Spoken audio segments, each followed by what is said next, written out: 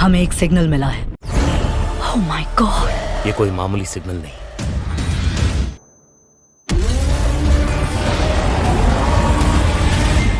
तो हेलो दोस्तों, welcome back in my new video. तो एक बार फिर से मैं आप सभी लोगों का स्वागत करता हूं हमारी एक और नई वीडियो में। तो हमेशा की तरह आज हम फिर से बात करेंगे हॉलीवुड की कुछ न्यू मजेदार मूवीज के बारे में, जिनके अंदर आपको कमाल का एक्शन, एडवेंचर, साईफाई, फैंटेसी वो सभी चीजें देखने को मिलेगी जो कि आपको एक अच्छी हॉलीवुड मूवी के अंदर चाहिए। और सबसे अच्छी बात, ये सारी ही मूवीज आपको हाई क्वालिटी हिंदी डबिंग के साथ देखने को मिल जाएगी। लेकिन अगर आप हमारी चैनल पे नए हो और अगर आपको इसी तरह की हॉलीवुड मूवीज देखना पसंद है तो मेक श्योर आप हमारी चैनल को सब्सक्राइब करके पास में जो बेल आइकन है उसे ऑन करके ऑल पे सेट जरूर करना, ताकि हमारी हर नई वीडियो का नोटिफिकेशन आप सभी लोगों के पास सबसे पहले पहुंच सके।